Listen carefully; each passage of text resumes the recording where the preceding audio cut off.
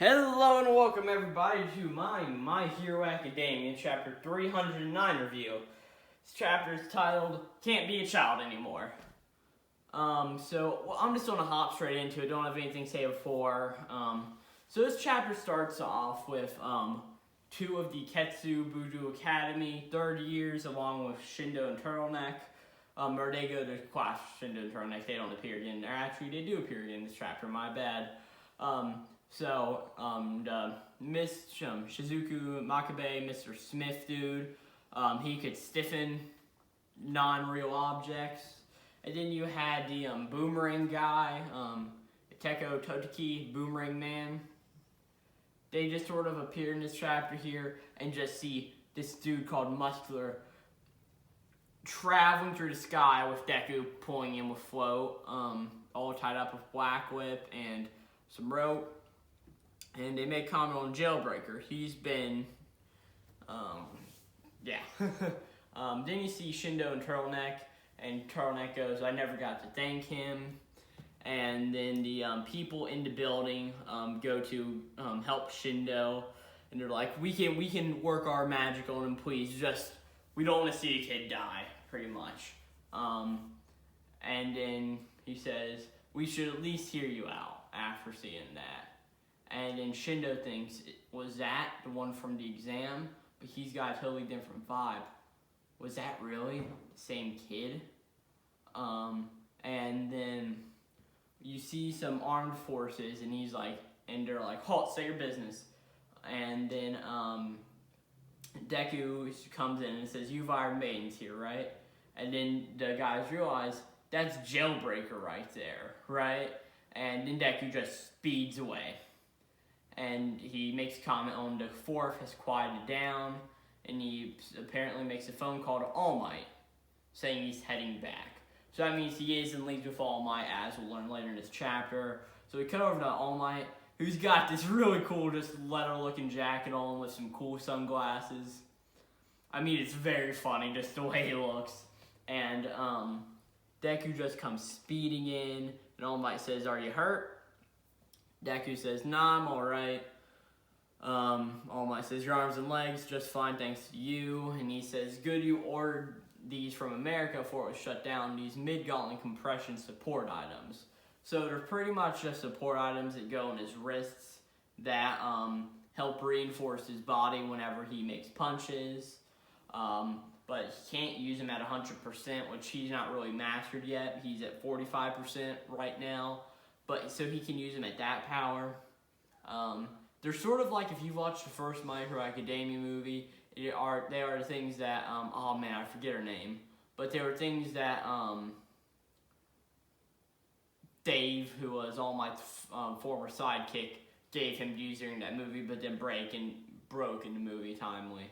So All Might pretty much just tells him about the samples that are not made for the endurance, and he goes, yeah. And then All Might says, no going overboard before the big rematch. Got it? And then Deku makes a comment about what happens to me. And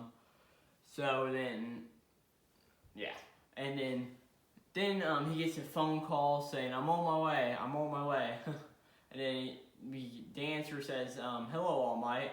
And he says something about, is Midoriya doing okay? And this is Hawks. Big character in the most recent volume that came out. So it's Hawks pretty much just asks how Midoriya's doing. He and Genius just took down a villain, it's looking like. While Deku's making saying something about from a Silver Age TV special. But as he says this, he feels something from Danger Sense, puts his helmet on and goes.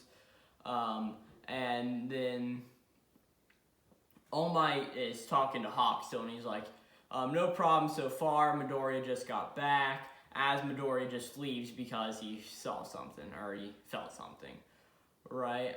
And then it's implied here that Hawk still has a very shaky voice, and he says he's probably wary of putting you or anyone else in danger.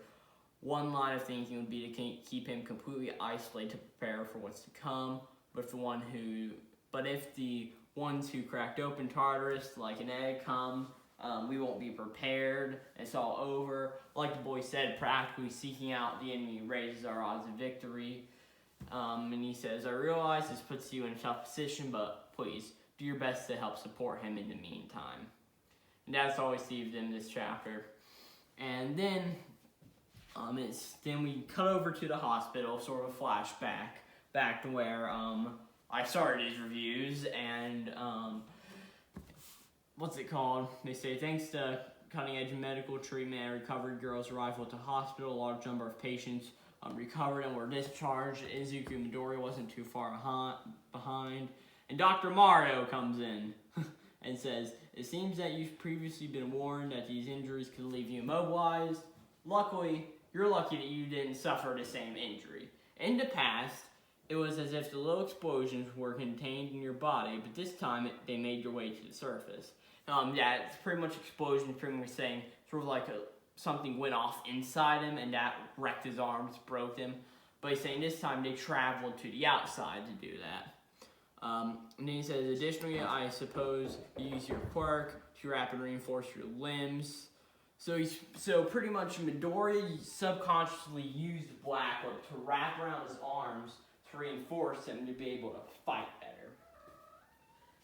That's pretty much what it says, which is a very cool thing. I don't think we got anything of Midoriya thinking about that tactic, but here he's using them to subconsciously, which I think is really interesting.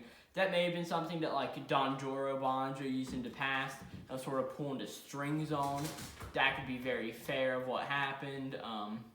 And then we had to cut back to where Midoriya was in the hospital after the Stain arc, and sort of just holding his arms out, but he was only at 5% then, and here's where it says you're at 45 now.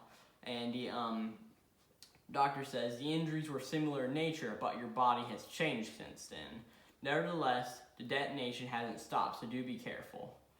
And then, yeah. A lot of people are saying that this is one of the second or third user's quirk, and to be honest, I don't think so. I mean, I just think it's changed with all of the power and all of those other quirks unlocking. I don't exactly think it's the second or third user's quirk. Who knows, it could be. But to be honest, I do not subscribe to that theory. But hey, that's much my opinion. Who knows, it could be, right? And then Izuku's mom is in the room too, and she speaks, saying, may I ask for an explanation of his power?